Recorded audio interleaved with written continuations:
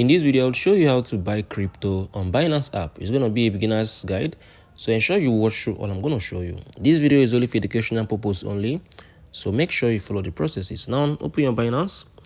The first thing you need to do, you need to have crypto, right? You need to have Solana, BNB, any of them. So let's say if you have Solana, you can transfer from your Phantom wallet to your Binance.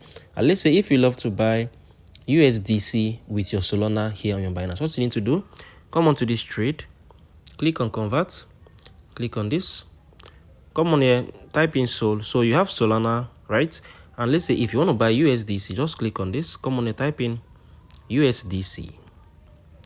So this is it. So you're going to be able to enter the max Sol you want or the amount of Sol you want. Then click on the preview. You're going to be able to buy crypto here on your Binance. This can still work if you want to buy, let me say, USDC with USDT, or you want to buy Sol with Ethereum. This still works fine for you. The very first step for you to do is you need to have crypto, right? You need to have a crypto.